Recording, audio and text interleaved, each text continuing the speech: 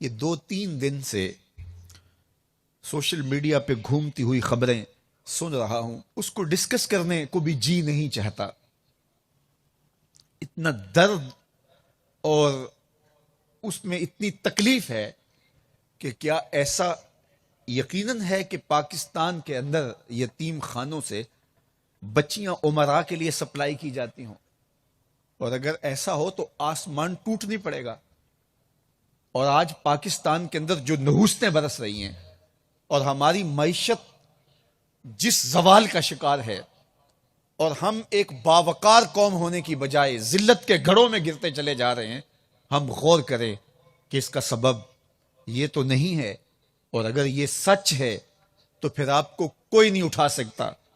آپ جو بھی فلسفے لے آئیں، آپ جتنی بھی اچھی ٹیمیں لے آئیں، آپ جو بھی منصوبے تراش لیں، آسمان سے ڈالر برسیں، زمین سے روپیہ اگے، زمین خزانے اگل دے اور ہر طرح کی معدنیات سے آپ مالا مال ہو جائیں، اگر یتیم بچی کے ساتھ زیادتی ہوتی ہے اور یتیم خانوں کے اندر ان کی عزت اگر محفوظ نہیں ہے، تو پھر تمہارے اوپر آسمان سے ذلت برسے گی، کبھی بھی تم سرخرو اور سر بلند نہیں ہو سکتے۔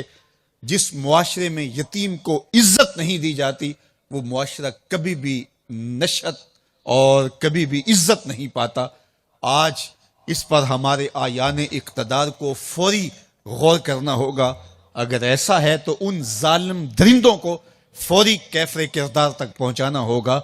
یتیم بچی ہو یا یتیم بیٹا ہو، جب اس کا دل دکھتا ہے تو اللہ کا عرش بھی کانپنے لگ جاتا ہے۔ علامہ اقبال نے ہلال عید کے نام سے ایک نظم لکھی ہے جس میں یتیم کی کہانی کو بیان کیا ہے۔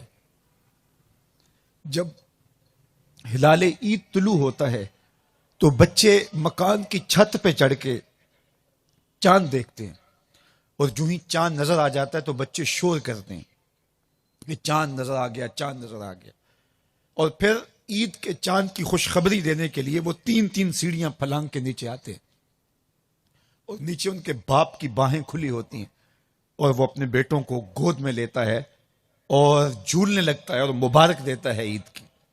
اقبال کہتا ہے انہی بچوں میں جو چھت پہ چاند دیکھنے گئے ہوتے ہیں یتیم بھی ہوتا ہے، اور جب واپس وہ سیڑھیوں سے اتر رہا ہوتا ہے تو وہ بھاگتا ہوا نہیں اتر رہا ہوتا، وہ سیڑھی کے کنارے کنارے آہستہ آہستہ اتر رہا ہوتا ہے، اس لیے کہ اس کے لیے کوئی باہیں کشادہ نہیں ہوتی۔ اور پھر وہ اپنے کمرے میں جا کے اپنے بستر کے اوپر اوندا جا کے گرتا ہے، اور اس کے آنسو اس کے بستر میں جذب ہوتے ہیں، اور اس کا اس دنیا کے اوپر کوئی سہارا نہیں۔ خیر، اقبال نے ایک لمبی نظم میں یتیم کو وہاں سے اٹھایا ہے اور کہا ہے آ تجھے میں حضور کی چوکھٹ پہ لے چلو، تیرے درد کا مداوا وہاں ہے، تیرے دکھ کا علاج وہاں ہے، اور تیرے درد کا درما وہاں ہے۔ تو یتیم کو عزت دینا، یتیم کو وقار دینا، یہ میرے اور آپ کے آقا و مولا کا لایا ہوا دین ہے۔ میں اگر آپ سے پوچھوں کہ سب سے اچھا گھر کون سا ہے تو کوئی کہے گا جناب جو ساحل کنارے ہے وہ گھر بہت اچھا ہے، وہاں نظارہ بہت اچھا دیکھنے کو ملتا ہے۔ کسی نے کہا عالی نسب سوسائٹی میں جو گھر ہے وہ محفوظ بھی ہے اور وہاں زندگی کی آسائشیں اور آسودگیاں بھی میسر ہیں۔ کسی نے کہا جو برلب سڑک ہے وہ گھر اچھا ہے۔ کسی نے کہا جو پہاڑ کی چوٹی پہ ہے وہ گھر بہت اچھا ہے۔ کسی نے کہا نہر کنارے گھر بہت خوبصورت لگتا ہے۔ کسی نے کہا جو کشادہ ہو، جس نے کہا جو باغوں میں گھرا ہوا گھر ہو، سبزے میں گھرا ہوا گھر ہو وہ بہت اچھا ہے۔ کسی نے کہا ندی کنارے کوئی چھوٹا سا کٹیا ہی ہو لیکن وہ اچھا لگتا ہے۔ کسی نے کہا فلاں گھر اچھا، کسی نے کہا فلاں گھر اچھا۔ میرے حضور نے کہا سب سے اچھا گھر وہ ہے جس میں یتیم رہتا ہو اور اس کی عزت بھی ہوتی ہو، جس میں یتیم رہتا ہو اور اس کی عزت بھی ہوتی ہو۔ صرف یتیم کو رکھنا کمال نہیں ہے، یتیم کو رکھ کر کے اس کو عزت دینا کمال ہے۔